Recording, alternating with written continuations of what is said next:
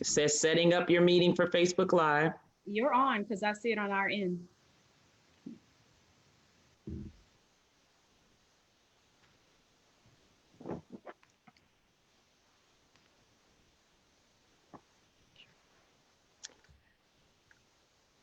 Okay, guys, can you see me here? We are here live good with Russell and Janie. So we are going to go live with Each One Teach One for Oluremi Sano today from the living room with two of my faves, Mr. Russell Bruce and Miss Janie Charlot. How y'all doing today over there in ATL? Amazing. Yeah, we're great. Good. So guess what? We are here today on March the 6th, and we are in Women's History Month. And because of that, we want to actually give a shout out to Black Girl Magic. Can y'all see that? Black Girl Magic wine. This is the red blend. And we want to be able to always celebrate some cocktails, right? So I have my glass here because this conversation is going to be one that will take us through a couple of issues and a lot of good victories that we are seeing right now. So y'all, welcome to Each One Teach One with Oluremi Sano. I definitely am glad to have you all. And I just want you to introduce yourself individually for everybody. Russell, I know you through mutual friends. We've been knowing each other for a very long time, kindred souls, kindred spirits. Kindred intellects. We share a lot of intellectual conversations about uplifting our community. Janie, I also know you through mutual friends, and I know all of what you're doing right now because I was able to be privileged and honored enough to be on your podcast. So I see you doing great things. I know that you're in the health professions, wrote a book, a whole lot of great things in Women's History Month. So I just want you all to introduce yourself a little bit more to everybody else. Yeah, so thank you, first of all, for inviting us to the podcast. We're really thankful for that. I love always having an opportunity to speak on the things that I love to do. So I am Janie Charlot. I am a family nurse practitioner. I also have a podcast, Matters of the Heart and Soul. And on that podcast, we talk about everything of the heart and soul to awaken everyone, humanity, to everything that is already within. And I'm a recent author of 7 Steps to Mastering Emotions. And that has been a big part of what I've been talking on lately. So yeah, so happy 7 Steps to Mastering Emotions. And we actually, everybody needs that right now going through COVID and some of the things that we've been through, the pandemic, a lot of social unrest.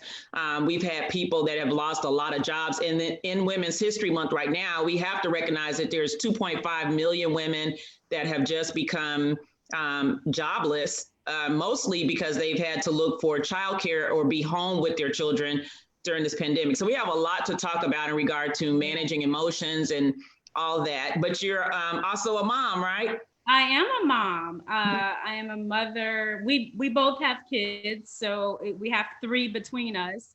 I personally have Miles. He is 11 and a half. And Russell has a 22-year-old daughter, Nia, and a 15-year-old son, Noah. Nice. So Nia, speaking of Nia, Russ, I want you to introduce yourself because she takes after my own heart. Nia's a volleyball player. She is awesome and amazing. I watched her grow up in volleyball, watched all her videos. And I know Noah is a basketball player like my son. Noah has some amazing clips, and I know he's going to go far like his dad. So tell us a little bit about yourself too, Russ. Yeah, so I'm somewhat of a Swiss Army knife. I do a little bit of everything. But the number one thing or the number one title I do hold is father. So once again, I'm the father of 2 amazing children, Nia and Noah. And also, over the years, I worked from home. I've had the luxury of doing so for many years, for over a decade, and was able to cook most of my children's meals and started off like doing things like buffalo fish sticks, and it just evolved into bigger dishes, and a lot of it stemmed from my travel during my engineering career around the country and tasting different foods, especially down in Louisiana, eating a lot of the Cajun foods. And I didn't want to have to catch a plane to go to New Orleans every year just to get crawfish at the Fay or a po' boy. So I learned how to cook them myself from home. So that's kind of my story. I have a lot of other titles, like I said, but those two right now kind of rank up there. And I also authored a cookbook called Meal Alchemy that's out there on Amazon. And behind the scenes, we're working on a couple other books, one of them that we'll discuss a little bit about today. And I'll let you introduce that. I think it's the actual title, right? Yeah, so we are going to hop right on into that. And y'all might want to get you, as I said, a glass of wine or something good, some adult beverages, because the topic today is the capacity to love. And I think we need to spend a lot of time on it. We don't have a lot of time, but I definitely think we need to spend a lot of time on this topic as a community, as a society. I think there's so much more to give on the victory side and on the uplift side than we give. We tend to stay as a society on the, I don't know what we should call that. It's almost like an ongoing, unending inability to mature. Janie, you can help us out with that when we get in your topic. But when we talk about the capacity to love, there is so much more about us as human beings than we can be. You know what I mean? And I don't know if you all know, well, I do know that you know that I've been working on a huge project, which is the culmination of my 30 plus years in the arts and in cultural arts administration and as an entrepreneur, working on education and uplift, but from an outside of the box perspective. So Fihankra Global Education is my new nonprofit, and we are trying to get people to expand their minds on things, not just about loving one another, which we need. You have to be able to love yourself and love others to have unity, but loving the world and seeing yourself outside of just yourself or just your nuclear family or just your community or neighborhood and that kind of thing. So when we talk about the capacity to love, we're talking about the capacity to love yourself, to love one another, to love someone else, and to love the world in a different way. So I just want to kind of hop on in. Janie, if you can, let's show your book. I know you have a copy of that there. Let's put your book up real quick. And then I want to ask the first question of you. If you can hold your book up and tell us a little bit about your book, I'll ask the question after that. Yeah, 7 steps to mastering emotions, gaining emotional intelligence, and getting the best out of life. We are emotional beings. Emotions is just energy in motion. Therefore, you are walking around a ball of energy. Mm-hmm. So a ball of emotions. What are you putting out every single day to your family, to your friends, to your coworkers? What are your emotions saying about you? And a lot of people don't understand that they're emoting, and they're very oblivious, very unconscious, very unaware of everything that they're putting out. And what you put out is what is mirrored right back to you. So to master emotions, you have to master yourself. It's really about self-mastery. It's not about learning these tools to manipulate. It is learning these tools to gain self-mastery, ultimately to get to complete whole self-love, and therefore that self-love expands and radiates out to the rest of the world.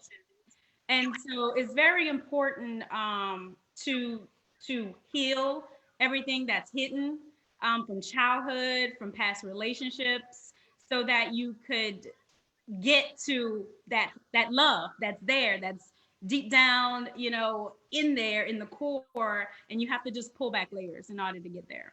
But that's what 7 Steps to Mastering Emotions is all about. And honestly, this was some spiritual download that came to me and was like, you have to get it out, put it out now, get it out to the masses, because as we could see, we're changing, the world is changing, and we have a lot of purging. People are purging, the earth is purging, and we have to know how to effectively get through this time. Yes. Well, with that, what I want to do is see if we can talk about, like, how do you understand that and in yourself, and then get to being able to share that type of stuff with someone else and their capacity to understand that. So let me ask you in a different way. Let me come back around. How did you all meet?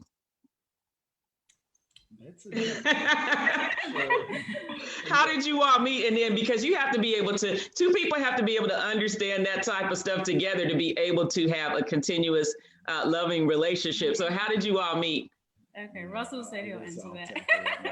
So once again, we all met through mutual friends, right? Yeah. And she actually worked out at the same gym as I did, so I would see her occasionally.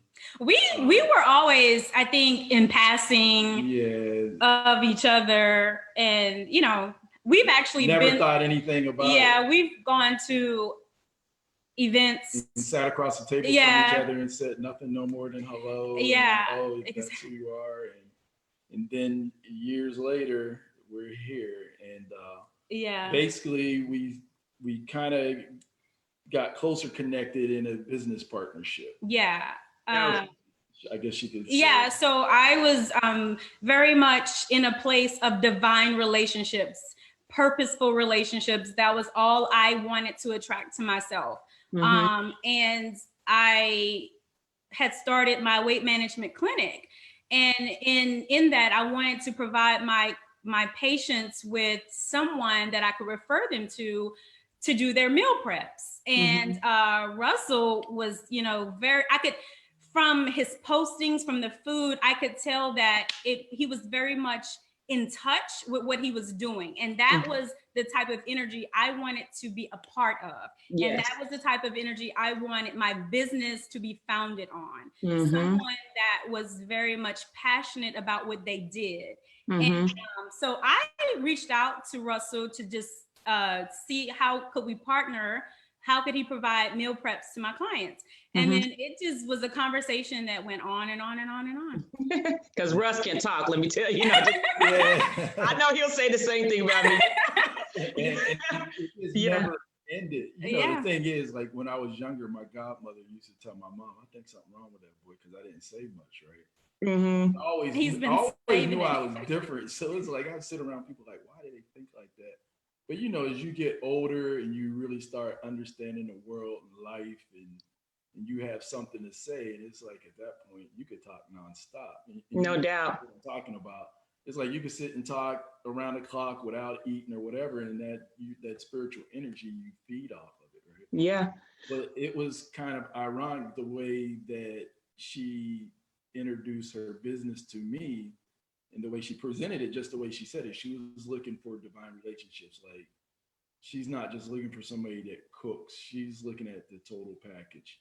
Right. Seeing that I was in a motivation, inspiration, and, seeking deeper wisdom and so forth. And, and when I cook my foods, it's like I incorporate everything into it, the ambience, candlelight, music, and everything, because it goes deeper than just food. Our ancestors, this was a way they expressed love. Right. On the plantation, they didn't have anything else. So it was like, let me cook you a meal. That's a continuation even now today. They still do that. If you are served a plate of food in someone's house, especially the elders, they're giving it to you with love, with energy.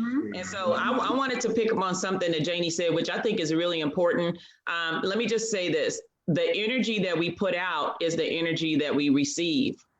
And that's extremely important for people. I think in our age category, I'm going to tell you something that I saw on someone's Facebook page recently. This guy had like 500 or 600 comments on a question that he said, why are most Black females or Black American women 70% single? That was his question. And it went on and on for weeks. This whole thread went on for weeks.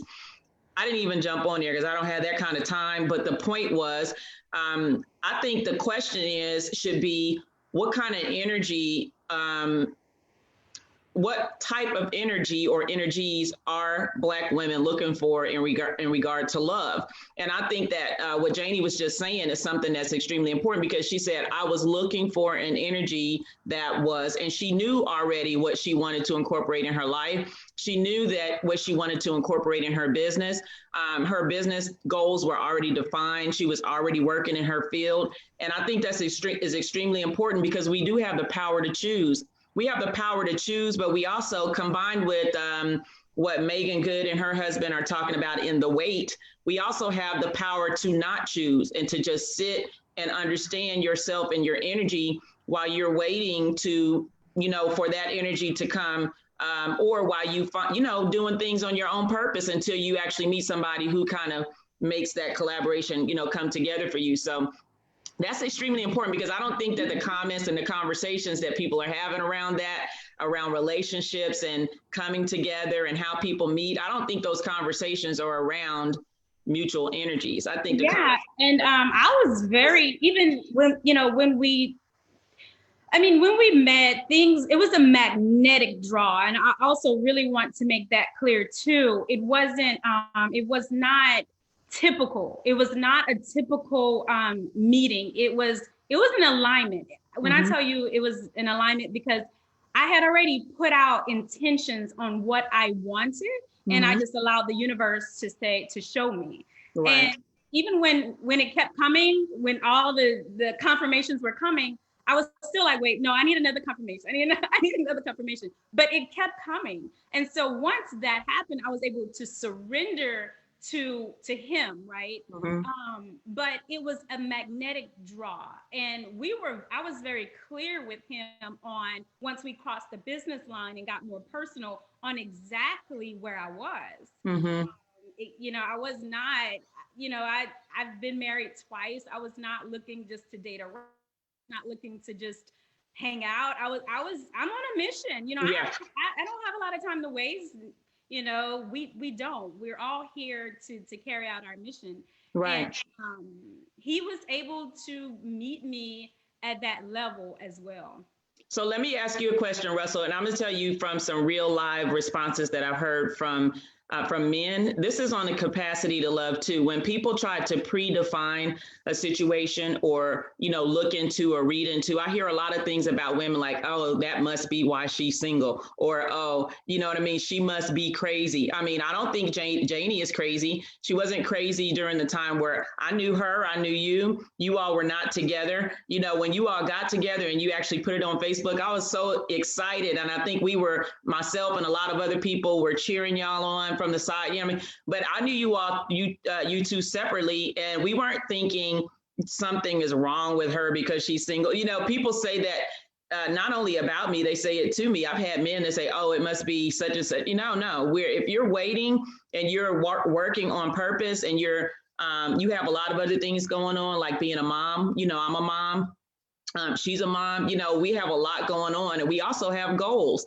And y'all know, as business people, we have to set goals, and you have to work on those goals in order for them to come into fruition. So as a man, when you hear, that type of conversation, what do you think about, like, in regard to the capacity to love? Because this topic is one that we really need to spend some time on. I've said it before, maybe we'll come back on part 2, part 3. Yeah, the biggest problem is most people are speaking to their fears. Like, if you ask the average man or woman, for the most part, what they want, they'll begin to tell you what they don't want.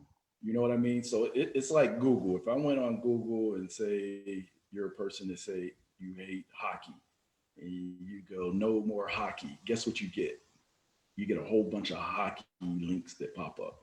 The universe is interactive the same way. What people do is, I don't want a person with bad credit. I don't want a person with kinky hair. I don't want light skin or dark.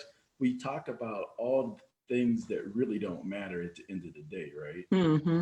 Like, for example, one of the things I love about this woman, she's very intentional. Like, she doesn't even leave out that door unless it's for a purpose.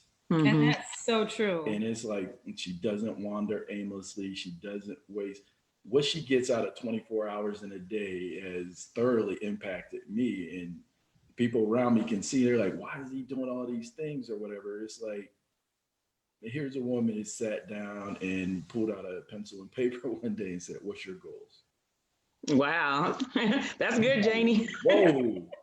Like, what's your goals? And let's put some time frames down. And I'm like, whoa, she's like, and she was serious. I bet she was. Yeah. And it's like, and we revisit them and we see that, a lot of things are starting to happen because of the intent, right? Right. And with writing the goals, it was all in love. Like it wasn't, okay, I need you to do this, this, and this. No, it was like, how can we both serve each other? Like, tell me what is that you are wanting to do. What is your heart's desires? Because I want you to reach those. Like, tell me what's in there. And it's really about pulling it out of him, right? It's like, how can we, what is it that you really want to do? If money was not an object, if time was not an object, what is it that you really desire? Because when we're doing the things that we love, we'll do it over and over again, you know? And we're in our highest vibration when we're there. And I was there, and I wanted him to understand that. And so, yeah. Have you ever had any of those types of responses from people before Russ? Like, you know, how come you're single, or how come you've been single for so long, or anything like that? So I've always dated everyone for a long time. So prior to Russ, I was married. So this has been the fastest, quickest thing that has really happened. And in that marriage, we dated for a very long time before marriage. But Russell, again, everything was so fast, so quick. But I said it's a magnetic draw. And that's why I knew that it was a divine energy at work.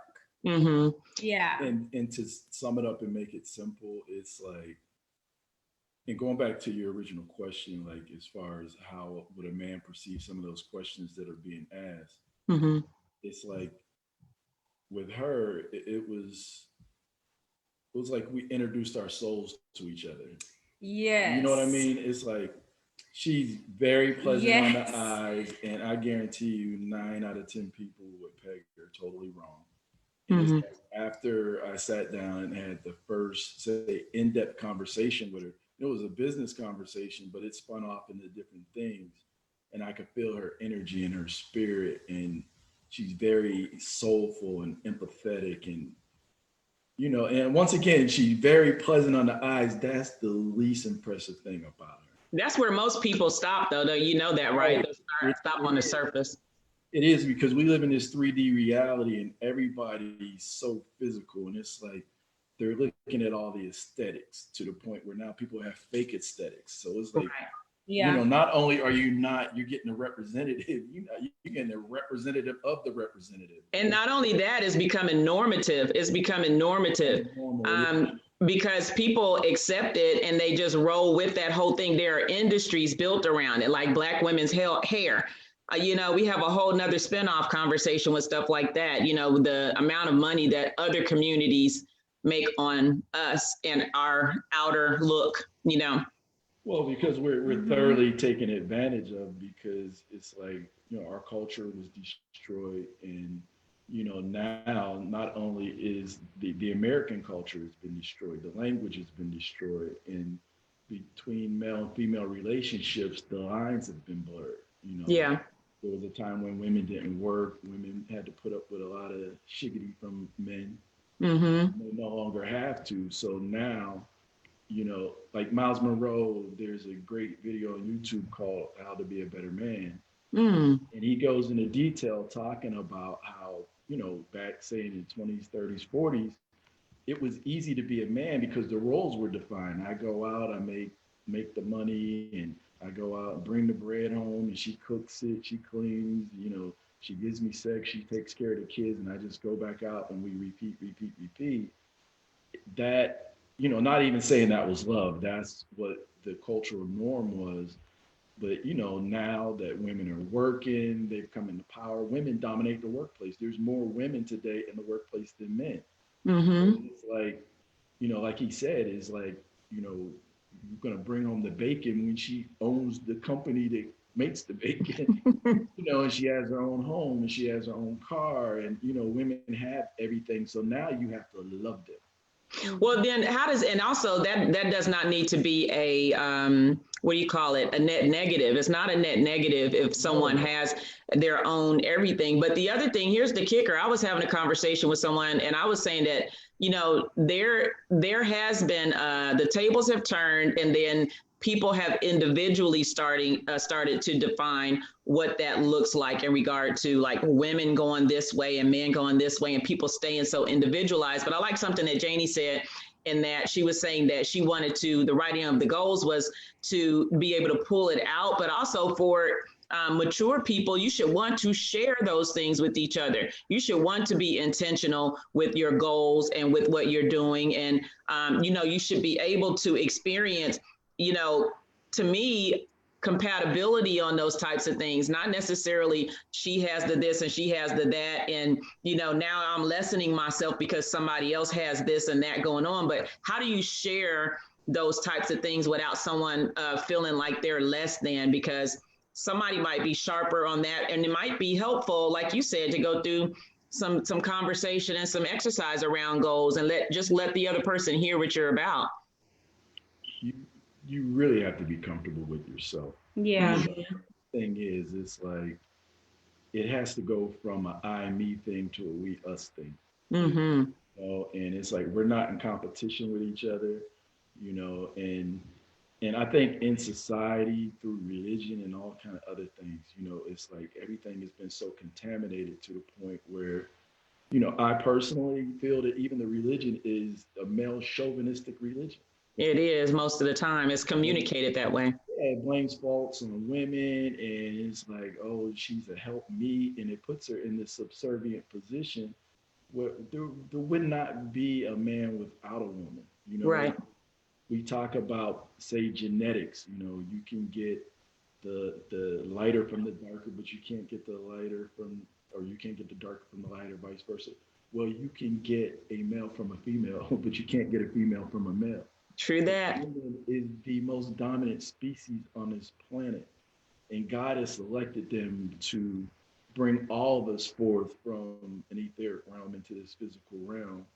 And all that stuff's getting ready to come to fruition. And that's why the return of the sacred feminine is on the rise, and women are rising to power, becoming prime ministers and presidents and governors and mayors and what have you. And it's like, and it's not that women are going to dominate, but they're going to be right back side by side with the male, because in our ancient culture, it was the queen mother that even the most fearless warrior went to before he did anything. And it's about serving each other. It's not about being submissive one to the other. It is about serving each other. It truly is about serving each other. I really wanted to touch on unconditional love as the foundation, however, because as a feminine energy, as me being a feminine energy, the best place I could ever be is in my own unconditional love. Right. As a feminine, as a woman, that is what I do the best. I'm nurturing by nature. That is what I do. Now we wear a lot of hats that sometimes we have to be in a leadership role, or sometimes we have to be a more aggressive, or we have to do things that are slightly masculine, but just a masculine energy. It doesn't make us masculine. It's just that we have to put on that masculine energy a little bit. But as in your natural feminine role, you're nurturing, you're loving. And so that is the greatest power of being a woman, is the fact, is your love, is your unconditional love, And so we have given that power up, throughout history. We've given that up. And I think it's an awakening back to divine feminine, which is a love, a compassion, and empathy. And when we do that in the workplace, when we're loving in the workplace, when we can show compassion and we're not ego driven, because you cannot get to unconditional love if your ego is driving. The ego has to die, period. It has to die. And on both sides. As masculine, men they're a lot more ego driven. But if you are going to be in a very successful, loving relationship that is based on love and unconditional love, you're going to have to surrender your ego. That's right. And you're so funny that you said that, because you said it explicitly. And then Russ, when he was talking, because I know him as a person also, he basically expresses and is a humble person. Like he has a whole lot. First of all, he gave a very modest introduction. That's number one. But he's also a humble person, a humble man. He doesn't lose any strength in his manhood for being humble, but he just is that way. And I think because of that, he's able to hear and understand and listen and talk and converse and share and all that type of stuff. So you're not taking anything away from someone to sit and listen, and or to be vulnerable, because unconditional love means that you have to be able to go through those vulnerabilities. You have to be able to talk things out. Sometimes you might not agree on things, but you have to be able to at least talk them out. And if you can't hear each other, like you said, where the egos exist, and the egos exist on both sides, male and female, but if that humility is there on both sides, then you really have, to me, a deeper and wider capacity and a better chance at relationships. So that being said, I do know, one of the things I know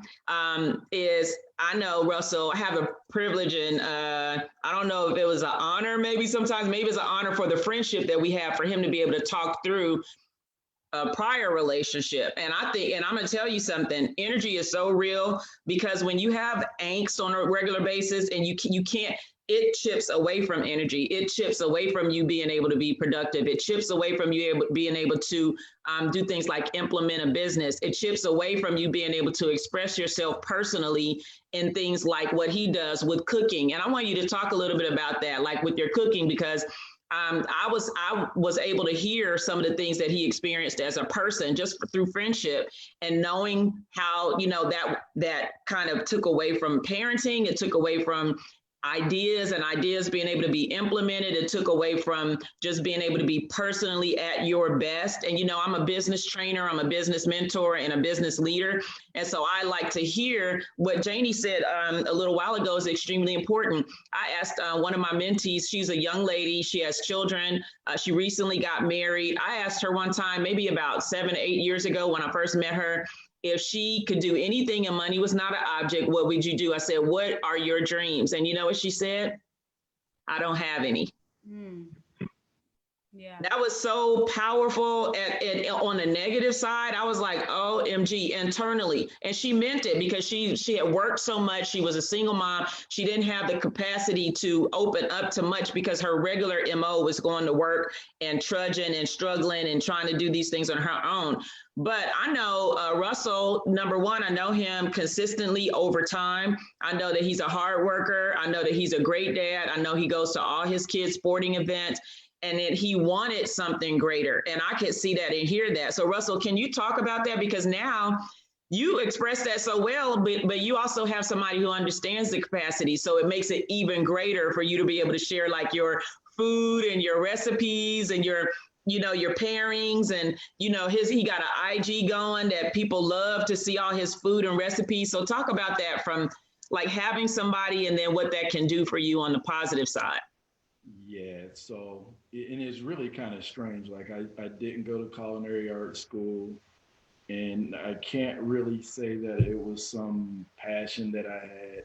It's something that just happened, right? So it's like over the years, I just would cook different meals, and and I would take pictures of them, because I just thought, I was like, man, that looks good. I would actually be impressed with myself with some of this stuff, right? And I would just start posting the pictures, and after seeing some of the responses, I just kept doing it. And one day I just looked at the body of work, and I'm like, whoa. And somebody said, man, you should open up a restaurant. Now, we've talked about this plenty of times. Yeah. I'm into time freedom and residual income. I'm not giving up my freedom to have a glorified job. And no, indeedy. Somewhere where I'm at 16 hours a day just to say I own this business or whatever, right? But, I do love to eat well. So, I like to eat like a king. So I felt that it was best if I prepared those meals, I could eat like a king every day, right? So, once again, it was just looking back at a body of work. And one day I just got the idea to put all of it together in an ebook and put an ebook out there, right? Let us see it. Let's see a copy of it. So just recently I put it together in a paperback. Meal Alchemy. Have it on Amazon, Meal Alchemy. And Also, we are currently working on a meal plan guide that Nice. will be super, super dope. Uh, and once again, this tells you how the spirit works. Is there were several times where I tried to stop doing meal prep and stop doing different things like that, but I constantly get pulled back in, and each time it takes me to another level. I created the sauce. I'm coming out with some different seasonings and so forth like that. Mm-hmm. And it was through the food that me and her became closer. Yeah. So it's like that'll tell you how the spirit goes. It's like we say that we want one thing, like the whole law of attraction thing. It's like you may want Z, but God will place B and E in front of you first before you get there. And you just have to go with it, knowing that it's ultimately going to get you to where you want to go, And it's Mm-hmm. like I didn't know that where me and her at would happen. But after, It was like we didn't know, but we knew something. but the more we talked, it was like it just boiled down to the point. It was almost like dating yourself. Right. She is like the feminine aspect of me. And it was so to the point where just early on, it was almost like I thought she could read my mind because it was like she would say things like, how the hell did she know that? And so it's like I refused to lie to her, and I've been totally transparent with her about everything. And it was only because she knows me. Like she knows me more than anybody. It's like, and that's that vulnerability that you have to have, because we've both lived lives before meeting. I mean, we Mm-hmm. both have. So it was very important for us to be very transparent, and we're very transparent. I mean, Mm-hmm. extremely. I mean, even things that you have to swallow, like, okay. But I held that space, right? I was able to hold space for some of the things that he's experienced, and same thing for me. And I think holding that space, being transparent, being vulnerable, allows for even a deeper love to blossom. So let's talk about that. How about giving like each of you giving like two tips for other people who are looking for love or want to expand their capacity to love, and two things that you think are very important in that if they are searching. And then I'll wrap it up with one more topic, and then we'll take some questions from Facebook. I'll just say that if you are looking for something with staying power, Mm-hmm. infinite growth, infinite evolution, Mm-hmm. I recommend that you highly have the foundation of unconditional God love at the center. Yes. If you do everything in that energy, and remember, love is just an energy, right? That's an emotion. Mm-hmm. When you do everything in that energy, you can't go wrong. So we always say we're going to God together. We're Mm-hmm. walking to God together, and it's an infinite journey because Mm-hmm. it's just one lifetime. Right. We always say we've done lifetimes together before this one. So even in the next lifetime, we plan to meet up. That's right. So I would recommend, if you want that infinite journey, that ultimate staying power, when the physical goes, when the material goes, when all you can do is sit on the couch and have a conversation, you're gonna want that to be based on something that is solid, and love is it. Period. That's a good one. What about you, Russ? well, I'm going to expound on what she said, and then I'll touch on something also because we spoke about this before when she mentioned she says infinite, right?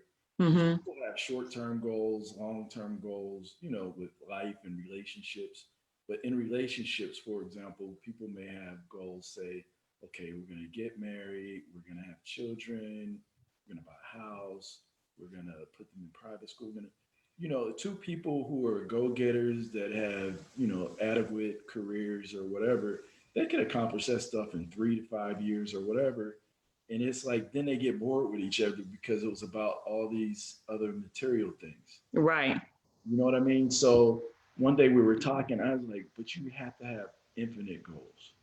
Mm-hmm. You have to have something that doesn't have an expiration date, right? So Right. like my mind and my soul is something that's eternal and that will constantly grow. Like these physical bodies are equipped, they say, to for 120 years, right? Mm-hmm. So even with that said, if we studied every day and meditate and prayed and hung out in a damn monastery, I still not knowing everything, right? Right. So it's like, but we will constantly grow and evolve and renew. So it's like every day we try to be better and to learn something different and to meditate on it and to manifest and to do these different things. So each day we're a different person. So it's like it keeps it new and fresh. So every day I fall in love with a totally different woman.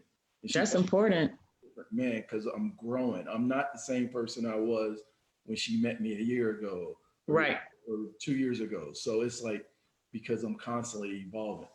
You know, I'm Mm-hmm. not gonna like come into this woman's life and I'm sitting on the couch every Sunday watching football, drinking beer, eating French fries, and sitting back waiting for her to serve me and things like that. There is no growth in that. No doubt. So, And no, that's the point. I think you have to understand that as the individual, each of us, you, Russ, me, we all should be wanting to constantly evolve Right. independently. And Right. when we talked, I told him, I said, I'm always looking to grow. I said, I'm always looking to grow. Like it's Mm-hmm. not, I'm optimistic. I love reaching my goals, but it's really about just growth for me. It's That's right. really about just growing and so we talked about that. And it's kind of like I'm gonna keep growing for me and getting better. You keep growing and getting better for you. And I mean, if we're both doing that, it's like, how could anything go wrong here? And if you have people who understand that going into relationships, then it makes it easier because you know that you don't know it all and you have some other stuff that you need to work on. I look at it as constant improvement. That's what I look at it as because I'm always learning, always growing, always sharing. I like to share information that I come across with other people and help impact other people. But there's something that I think in global education, which people don't look at education as global education, but I'm going to be pushing for that over the next few years. One thing I know is that people need to start learning early on, even in preschool, who they are differently. And I'm going to tell you why, one of my points that I'm going to be talking about. Even in my corporate trainings, I'll be talking about this. So we learn about ourselves and we learn things in, maybe preschool, kindergarten, share with others, that type of thing. But we need to learn four concentric circles. One, who are you? Who are you in your family? Who are you in your neighborhood, right? And then who are you in the world? And your neighborhood can include your state, local area, whatever, but who are you in the world? So we don't just learn about who we are. We don't learn just about who we are in our family. We learn about who we are in our neighborhood or our local area and who we are in the world. Who are other people? So we're learning against knowing other people. And that to me helps you develop a different capacity because when you learn about other people and other cultures and when you know differently, then you have a whole lot more to measure yourself by. You know what I mean? You also learn at that point is that what you also learn in that point is that you don't know everything and there's a whole lot more always to learn. Look at him raising his hand. Go, Russ. we talked about this. Matter of fact, we talk about this a lot. And even if I could add something else to that, it's universal. Right. And I'm talking about now where we are in this world, it's going to become more prevalent than ever that we're not the only people here in this. Right. And if you really study all the ancient scriptures and texts, that somebody came from somewhere else here and planted us here. Most of the information is coming out that they come back and visited and possibly manipulated. The sons of God seen the daughters of men and seen that they were beautiful and had children with. there is a lot more to learn. And I think our history is as African descent or Black people, it's like it goes back through Africa into the angels and back to the universal prime creator himself, or not himself, or herself, or Him, herself. this spirit. That's another thing in this society we got to get out of, giving a masculine or feminine restriction and constriction of the prime creator, because that is so belittling of something that's so infinite. But yeah, it's like I totally get what you're saying, because it's like we can't identify with our spacesuit that we're in ultimately, but you do need to know where your beginnings and so forth in this physical reality has come from. But we're spiritual beings having a temporary physical existence. Voila. So we have to take it beyond the physical. And that's the same thing going back to relationships. It has to go deeper than just the physical. You know what I mean? Because there's two. I do know what you mean. There's 2 points on that. Let me give you one that I'm not sure if you all are aware of. A page on Facebook. This is like she's a mentee, a young sister of mine. I used to do her choreography back in the day in South Carolina when she was Miss Black South Carolina. She would always do like African dance at the pageant level, which you never really saw people being that in touch with themselves and in tune with themselves to go against a whole industry that never showed culture, especially not back then. Now it's kind of getting, posh and everything to have an afro at the pageant level, but back then it wasn't. Long story short, she has a page called the Queen Code. And on the Queen Code, she's sharing different things about, about personhood, womanhood, culture. And we had a conversation the other day about cosmology. So I thought that was important in what Russell was saying for 2 reasons. One, because I want to wrap this and then go to some questions if we have any on Facebook. One, learning about other cosmologies is extremely important because it takes you out of the myopic view of your own culture, and people don't do it enough. And I'm telling you that because the response to what she had posted the other day about some ancient Kemetic information and some other things was, people always try to fit ancient African culture into more recent Christian understandings that they may have. And they don't, it's only because they don't have understanding about other cosmologies. You know what I mean? That's extremely important for us to know that we don't know it all, and not any one religion has information broad enough to speak about other ways of knowing. And so there are tons of different ways of knowing in this world and in this globe. And then we have to look outside of the globe and look at the stratosphere. You know what I mean? Oh. The book I want to offer at this point before we go to questions on Facebook, there's a book called, I think I've shared this with Russ before, called On Becoming Ancestors. It's by Ephraim Donkor.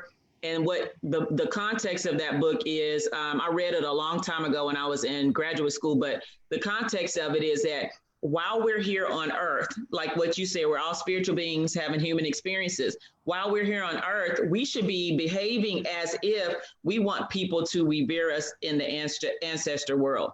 So you don't go your whole life acting a fool, or your whole life being angstful toward other people and then expect to get respect in the spirit world. Does that make sense?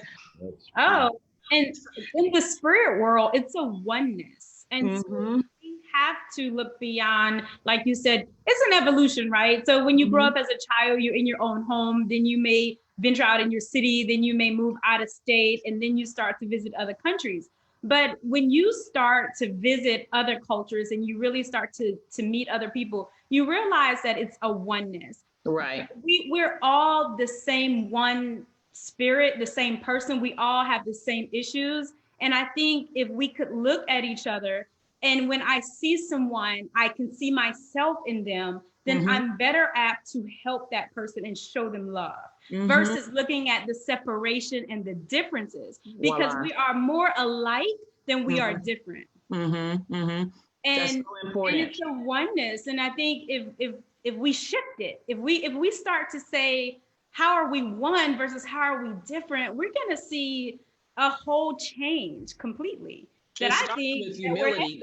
That part starts with humility. You can't do it without humility. You can't be, egotistical and thinking that you are it, your culture is it, your family is. The ego has to die. The ego has to die. Like here's a relatable example to what she was saying, because we did a video on capacity to love, and we actually said this, that we are all part of the same God body, right? So in that body, you got a liver, you got a kidney, you got a heart.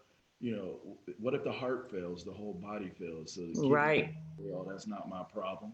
Mm-hmm. You know what I mean? And the liver can't tell the bladder, oh, that's not my problem. Exactly. Right. They all have to work in unison in order for that body to be whole. And that's where we want to grow to. So I want to kind of close off and go into questions. I'm going to look and see if we have any questions or comments on Facebook that we need to respond to. But I do want to say that we need to do a part 2 and part 3 to this conversation, because it is something. Yeah, 2021, we need it. We need nurturing. We need a lot more understanding. We need. You can't reach things like unity and uplift and those types of things unless we all understand this together, and that we are in it together, and that we need to be able to provide the solutions together. So I think that was a great point, a great, what do you call it, punctuation point, because we will come back. But I think that those points are excellent. I definitely thank you all for sharing your books and all that. I want to look real quick and see if we have any, let me look and see if we have any questions on Facebook real quick. And if so, then we are going to tackle some of those live right here with you all. Have any questions on Facebook? Sorry. And we don't have any questions that I can see right now. So what I'll do is I want to see if you all have anything else that you all can kind of share about the glueness that you all have. Russ, what are a couple more other things that you love about Janie, and Janie vice versa? What are a couple of other things that you love about Russell in regard to continuation? Because you wouldn't be together if you didn't feel like you had a future together. So what are some of those things that keep you together right now? I like the fact that she sees me. And when I say that she sees me, she sees who I am internally. Mm-hmm. She sees my soul. And when she speaks to me, she speaks to my spirit. She speaks to my higher self. So it's like she's never been the type to belittle or, you know, regardless of what the conversation's about, it's all about bettering and improvement and, you know, the whole forward movement type thing, right? So it's like she gets the best out of me. Mm-hmm. And I posted something the other day. It was like, just with her in the room, I become a totally different person. It's like, yeah, that's good. It's like, for real, because it's like she inspires me, she motivates me, she's real. I'm talking about, it's real, and it's something that you could feel. It's not taught, you know, it's like everything that she says, she does. You know what I mean? So it's yes. Like, you know, and at the end of the day, integrity. At the end of the day, I don't mind looking at her. She's What about you, Janie? So the question was the glue, right? What was the question? I'm sorry. What's the glue? What are some of the things that you really love about him that will keep you going? That's what I was asking. Yeah. I would say Russell he's a very masculine man. I mean, he's a manly man. But at the same time, he's very attentive. He's very affectionate. And he understands who I am in his life. And that is so important. He sees the value that I bring. Mm-hmm. And for me, that is so important because I'm not a person who needs validation. Right. I don't need any of that.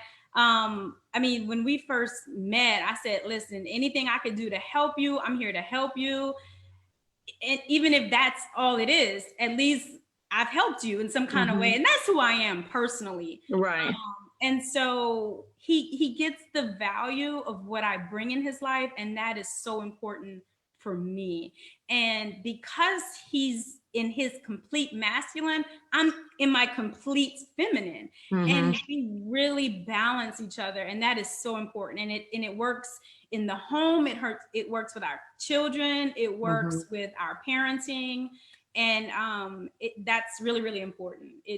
We're very balanced. I mean, do y'all agree with this, that can we all in a mature way be a little bit constructive criticism of where we need to grow as a group, as a community? Do you all believe and agree with what I've said before to some people in conversation, is that, first of all, women, even though maybe the roles have changed, women are not sent here to earth to hold the world up. Like, especially Black women, we're not here to be the anchor for everybody else's being able to do what they need to do. So that balance that Janie was talking about is extremely important, because I hear her on a different level. I hear her not only as somebody hearing her in this interview, but I hear her on a spiritual level, or energy level, in regard to being a woman of African descent in this world.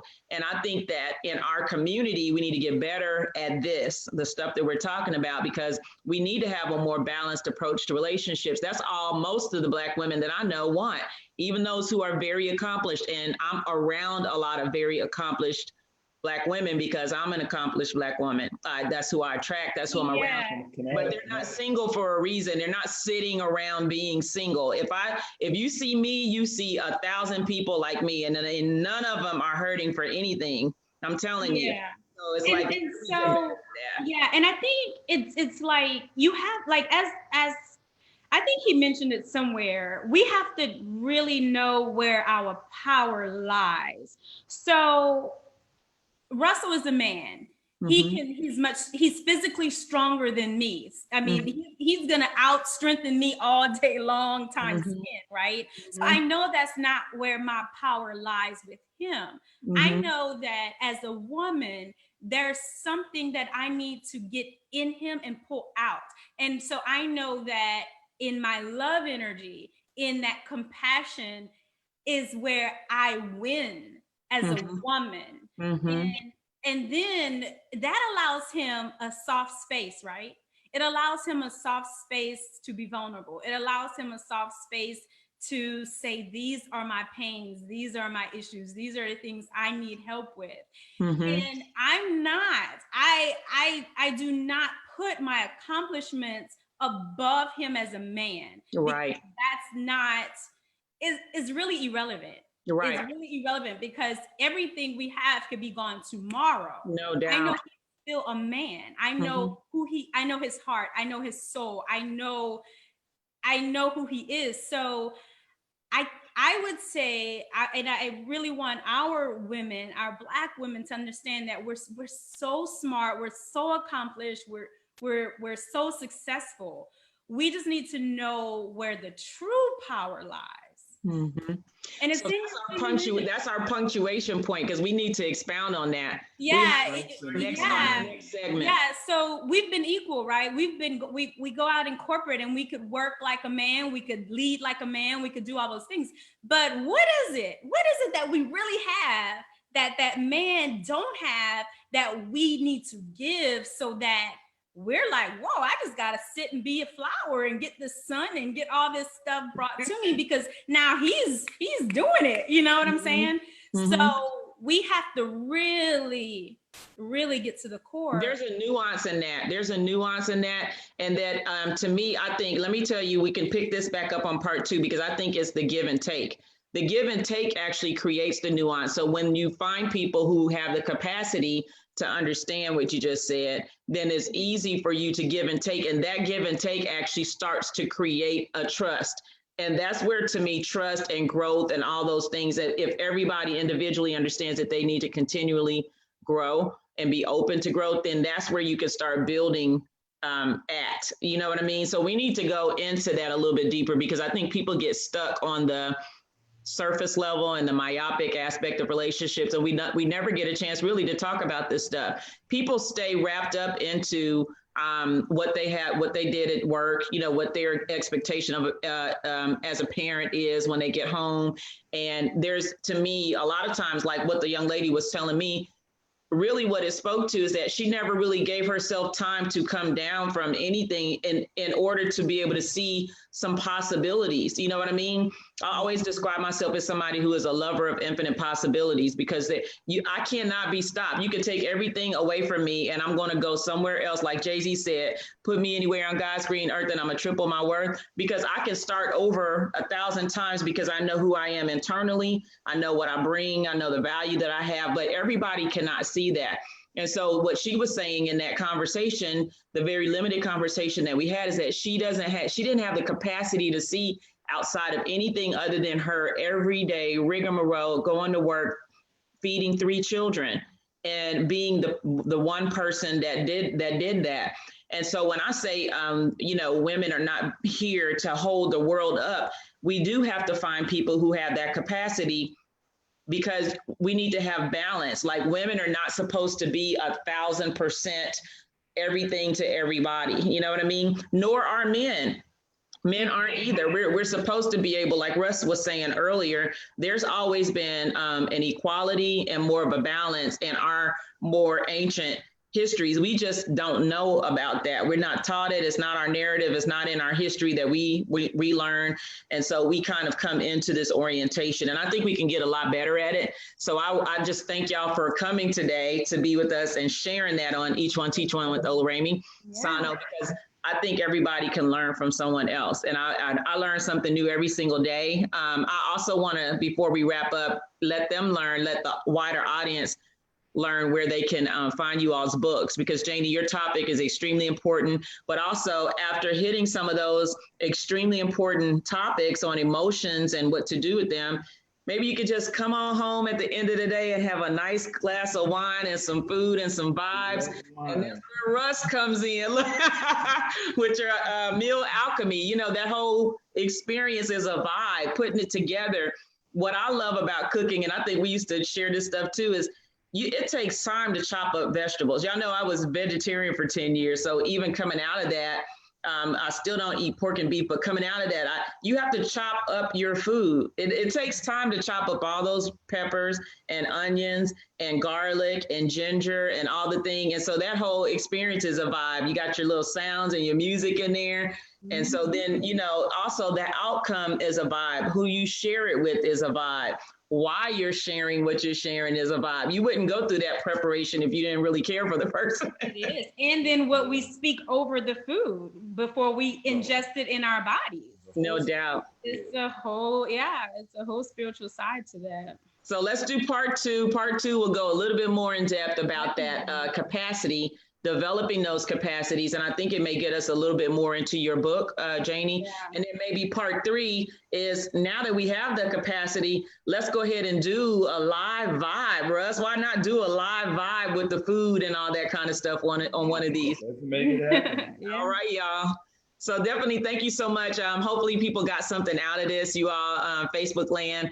I actually had to miss the second part of the Grambling-Jackson State game because this is extremely important information, but hopefully we came out with a win. I'm sure I'll find out when I get off of here. But to everybody out there, let's keep growing and learning and loving one another. Let's be able to help each other, move through some of these levels of change. Change is not always easy, but it's definitely necessary. And let's just keep sharing. How can they get in touch with you all on your podcast, Janie? So we're on Instagram, we're on Facebook, we are on YouTube, Matters of the Heart and Soul podcast. You can Google it. We're on several podcasting platforms. Awesome. And we actually have a podcast, Capacity to Love, and we go a little bit deeper on the barriers to capacity and then also how you build capacity. And like Russell said, we have our co-authored book that's going to be coming out pretty soon on Capacity to Love. Awesome. So hopefully we can get y'all back to share that when it hits hot off the press. So thank you again, Russell, Bruce, and Janie Charlot. Y'all have a good day. Enjoy the rest of your day.